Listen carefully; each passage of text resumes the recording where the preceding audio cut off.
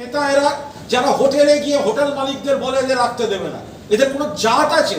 যারা হোটেল রাজনীতি করতে যায়, হোটেলে দু ধরনের লোক বেআইনি কাজ করতে যায়।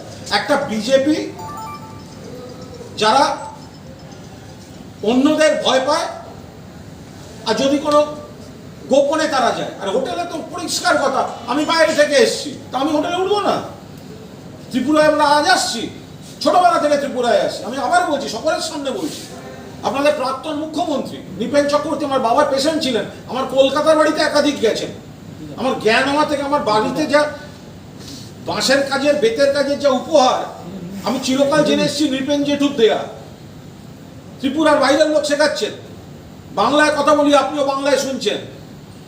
আমরা ওখানে সোনার বাঙ্গাল করতে যাইনি, সোনার বাংলা করতে গেছিলাম। শুনুন, বাংলায় লড়াইটা ছিল সোনার বাঙ্গাল, আমরা বলেছিলাম সোনার বাংলা। আমরা এখানেও বলছি সোনার ত্রিপুরা গড়ব।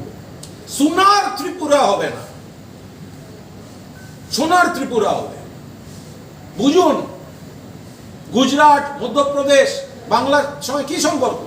কিন্তু বাংলা ত্রিপুরা একই পরিবারের দুটো ঘর। বাংলা ভাষা, বাংলা কথা, বাংলা সংস্কৃতি। ওপার বাংলা থেকে কত মানুষ এসছেন, কিছু মানুষ পশ্চিমবঙ্গে ঢুকেছেন, কিছু মানুষ ত্রিপুরায় ঢুকেছেন। নারীর টান এদের, ওই না কথা বলছেন, কাকে বলছেন? এর আত্মীয় ওখানে থাকে, ওর আত্মীয় এখানে থাকে, ইনি শরীর খারাপ হলে ওখানে যান। আমি বলছি একই বাড়ির দুটো ঘর, বাংলা আর ত্রিপুরা। হোটেলে ঘুরে ঘুরে যারা বাধা দিচ্ছে তাদের মেরুদণ্ড আছে? কাওয়ার্ড।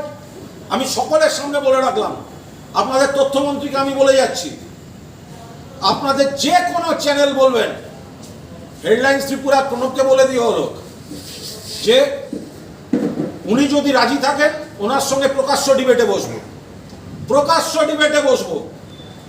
আপনি আমায় চিটফান্ড বলবেন, আমি হেমন্ত বিশ্ব শর্মার সমস্ত সারদার ডকুমেন্ট প্লেস করব। আসুন ত্রিপুরা নিয়ে ডিবেটে। হোটেলে হোটেলে ঘুরে কেন হোটেলে ব্যবসা তুলে দিচ্ছেন? অভিষেক বন্দ্যোপাধ্যায় আসছে শুনে হোটেলগুলোকে বলা হচ্ছে জায়গা দেবেন না, সাংবাদিক বৈঠক করতে দেবেন না। এটা কি?